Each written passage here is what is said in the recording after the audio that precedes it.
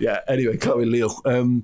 There is a chance for us to lock in top 8 and actually all but confirm top spot with this one. And I think we had a little bit of an eye on the final couple of games in the Champions League saying, hopefully these are all dead rubbers.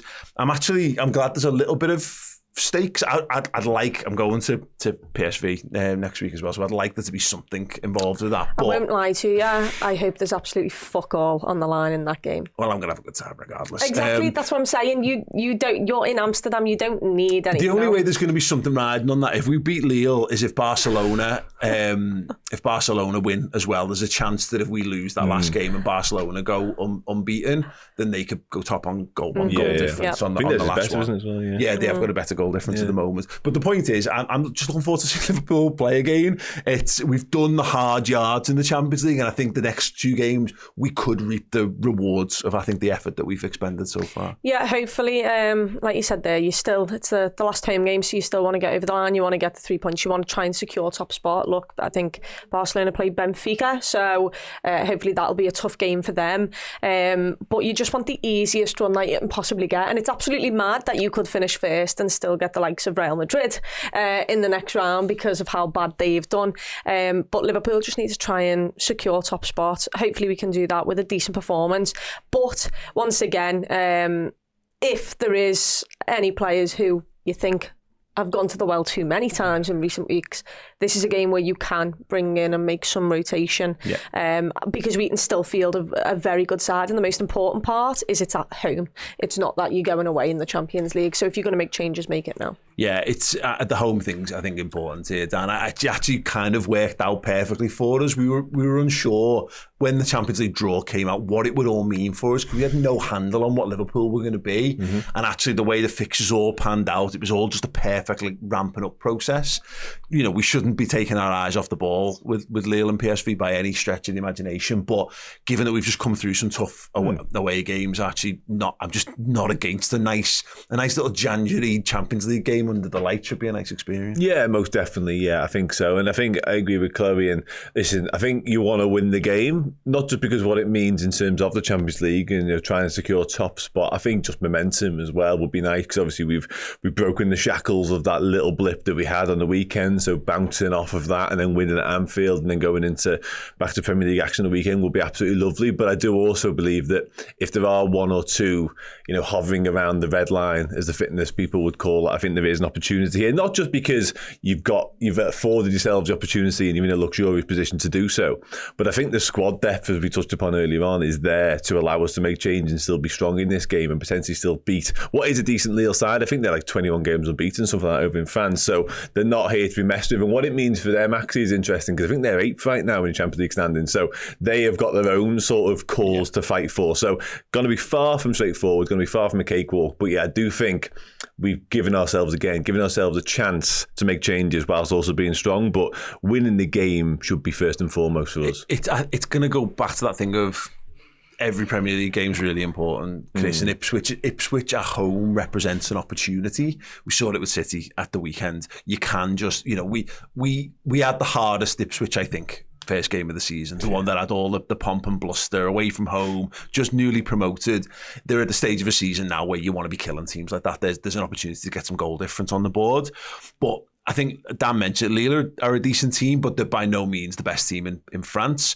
There's an opportunity here to do a bit of a 275 to 80% kind of teams with the bench thrown in and actually still put some really strong performances in. Yeah, I think there's a couple of players who came on and made a massive difference against Brentford who've probably earned their shirt, and Harvey Elliott and Darwin Núñez for this one. I think Diaz has played a lot of football. I'd be more than comfortable dropping him out for a game. And, obviously Jota only had a niggle, so he's in and around the conversation as well, isn't he? Ibu Konate seems to be back in and playing a lot of football. Could this be one where you look at another centre-back? Be it Kwanzaa, be it Endo, who knows?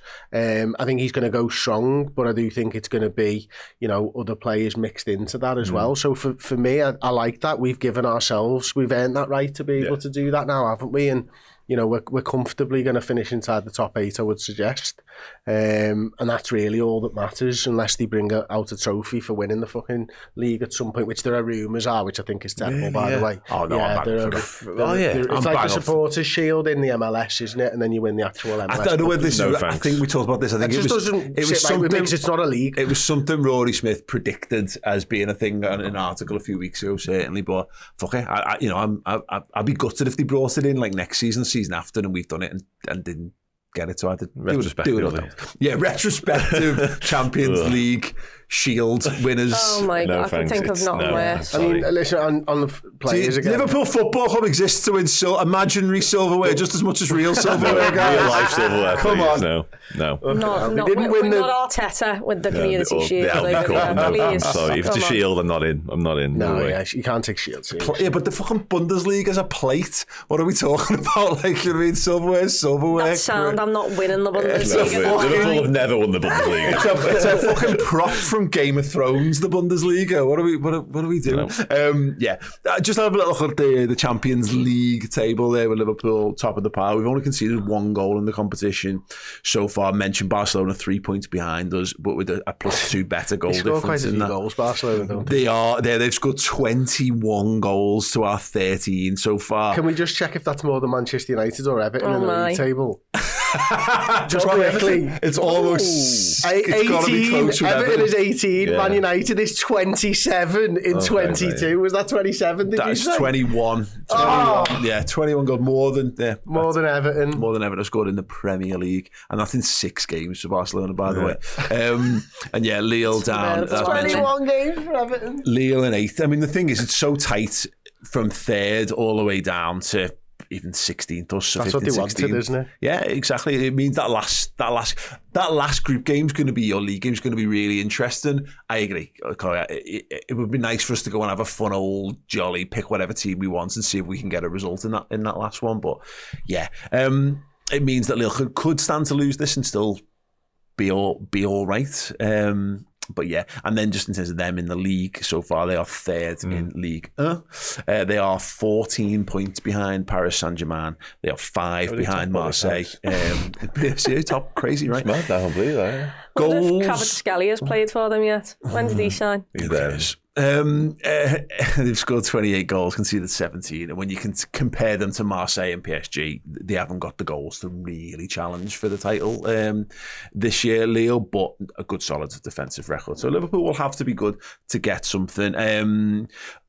Without really going in depth on who we think the 11 is going to be or what have you, is there anyone there? Chris mentioned Elliott, he mentioned Darwin Núñez. Chloe, would you start both of them in this one? I think it's important for Darwin for the confidence. Like we mentioned there, Diaz has played a lot of football, and actually the number 9 position and being up top only works in certain instances. And on the weekend, we were crying out for someone in the box who's just a goal scorer. And like you said, Darwin Núñez, he did that at Benfica. He's really good at that. So yeah, give Darwin the start for me. I'd just like to see him carry on the form, and if he can get another goal in this, hopefully that can really kickstart at the end of this season, and hopefully he can, be a massive player for us. Harvey Elliott I'd love to see, but it depends what Slot would like to do, because I'm not sure he loves Harvey Elliott in a number 8 position. I'd like to see Curtis and Harvey play in the midfield together. To be honest. I'm changing the whole midfield. I'd change the whole midfield as well, to be honest. I'd go Endo. I think Endo should be in the conversation for I'd change all 3. It's Gravenberch has played the 3rd most minutes, I think, at the club this season, hasn't he? Van Dijk and Salah. And Van Dijk, yeah. Obviously, you've got McAllister, who has played a lot of football recently as well. If you can change the whole midfield, you should. Yeah. And you're not... This is a big change, of course, is the entire midfield department. But the drop-off isn't scary. I don't know. It's still a good, and it's a balanced midfield that has the components of which you'd like to see in a midfield. So I don't think it's too an extreme a thing to say. I think you're giving yourselves the best possible chance moving forward as well, getting some rest in some legs, getting some sharpness into others, and again, earned the right with which to do it a little bit too. So I'm here for it. You can bring them on for 20, of course. You can bring them on for 20 and keep the minutes in the legs and bouncing into the next one. I'd be doing Conor Bradley. I'd be doing Joel Quansah. I'd go Robertson for Simicast at left back. I think Van Dijk plays. I don't think you can stop that happening, to be honest with you. Up top, Does Salah play? Probably desperate to, doesn't he? Chiesa Darwin wants to definitely. start. Chiesa, wants to yeah. start. I don't think I don't think he'll start Chiesa. I don't think you can if you're changing your full midfield. And this is probably the issue, is that I don't think we'll make any with it like the sweeping changes that we feel we might. Look, it could just be another one for Elliott and Chiesa, where you're saying, and Jones, where you've got another half an hour there. And then, you know, if you're really good, we'll have the conversation for Ipswich at the weekend. Depends which he thinks is the most difficult game. If you had to pick, would you say? I mean, we're talking about a Champions League team. I think the most important game is the Ipswich game. Same. The most difficult game is the Lille game. I also think, and this is the sort of cleft. What's the terminology for this? A cleft statement. Because I spoke a lot about FSG before and stuff, but like the money is fucking massive for winning games of football in the Champions League, and that does impact, I think, the side in some way. Whether you think that's right or not, I'll leave that up to you. It goes back to it. We should be good enough to win both of these games. There's 2 games at Anfield. You know, if we were travelling to Lille and it wasn't quite, and Ipswich was seen as the one where you've got to keep momentum going in the Premier League, then maybe you might be able to take your eyes off it. It's 2 games at Anfield. Let's just go and find a way to win. So I do think it will be, what's about the 80%, 75%. So I don't see a world where it's Bradley, Quansah, Endo, Elliott, Jones, Chiesa, Darwin all coming into the side. Yeah, we saw him, we won 6-0, wouldn't he? Fucking A. I'm all in. I would love to see it, but I don't think he will make that. The sides he's played so far in the Champions League are the strongest side available to him at that point. Because like Conor Bradley's had starts, but Trent was injured and stuff like that. You know, but the position of strength is stronger now. I take your point. We're a game stronger than we were, or 2 games in some cases. You know what I mean? Off. No, to PSV. But have we got one coming up? No Everton. Everton. No, so it's Spurs. Spurs Carabao Cup semi, second leg before that as well. So there's no respite to it. It's just whether you want to keep it kind of ticking over, where you've got a particular. Is this the strongest side, and then you rotate a bit more. Plymouth? The Sunday the 9th. Sunday the 9th, yeah. Okay, sounds well. That's ages away. It's not. It's dead close, actually. But in terms of how many football games we play between now and then, dead close though. In terms of geography. not geographically. As mentioned a few times, we think they might take the Euro there.